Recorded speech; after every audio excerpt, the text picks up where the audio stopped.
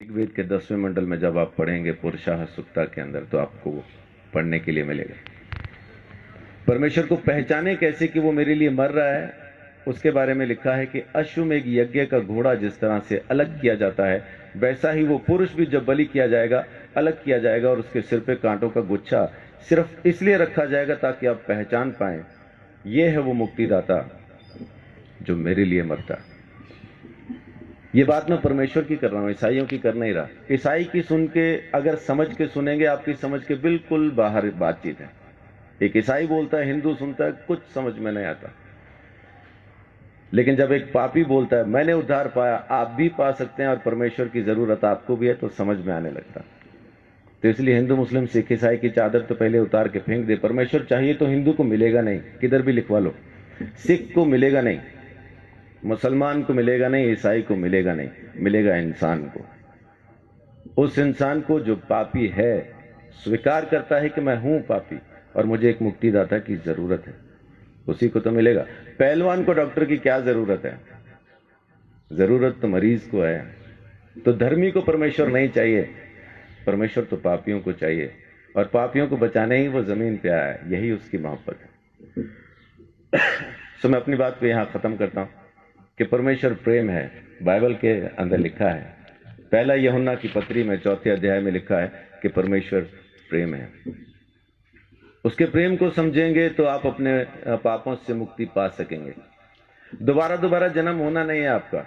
माफ कीजिए, एक चीज ये छोटी सी क्लियर करके मैं अपनी बात को खत्म करूंगा, क्योंकि अपन को शैतान ने एक वहम में डाला हुआ है कि इस जन्म में नहीं तो अगले में मुक्ति हो जाएगी, इसलिए अपन आराम से बैठे।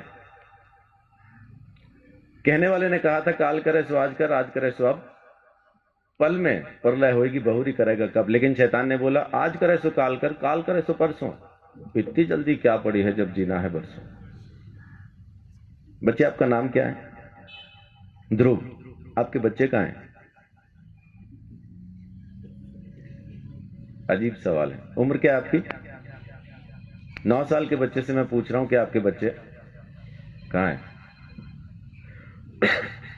आम के पेड़ पे जो मई जून में आम लगने हैं, इस वक्त कहाँ हैं? बहुत बहुत शुक्रिया। गुरुजी कहते हैं आम में, उसी पेड़ में वो आम है जो मई जून में दिखाई देंगे। तो ध्रुव के बच्चे कहाँ हैं? ध्रुव में। जब उसका मौसम आएगा बच्चे नजर आएंगे। तो जब ध्रुव नहीं था तब उसके बच्चे कहाँ थे? बाप में। पापा में। और जब पापा नहीं थे तब ध्रुव के बच्चे कहाँ थे? दादा में। जब दादा नहीं थे तो कहाँ थे? तो उनके पिता में, उनके पिता में, उनके पिता में।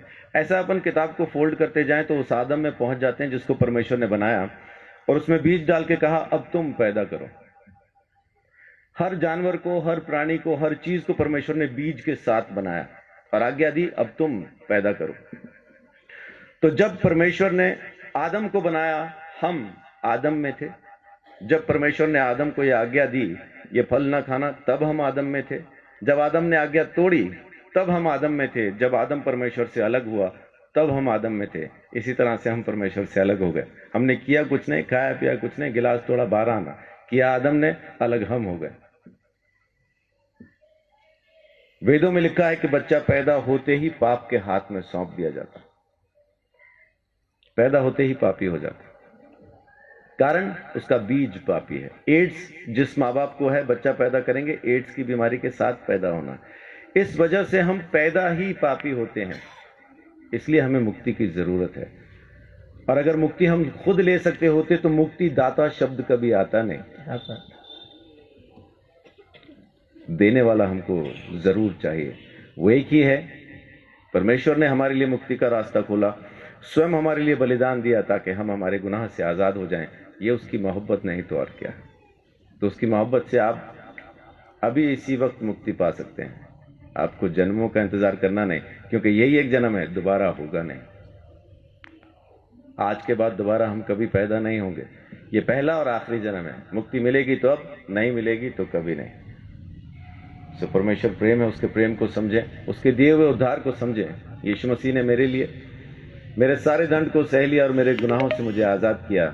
ये काम उसने आपके लिए भी किया है, बस आपको स्वीकार करना है। परमेश्वर आप सबको बहुत आशीष दे। बड़ी बात।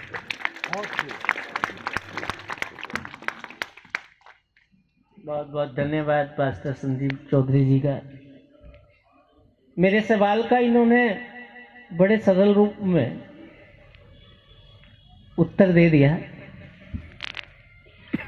और अगर यही चीज हम सभी के समझ में आ जाए तो हमारा भटकाव खत्म हो जाए।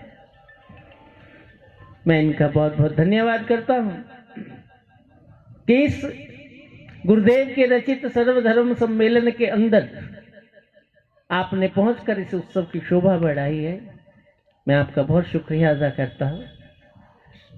अब हमारे मध्य स्वामी रामानंद सरस्वती जी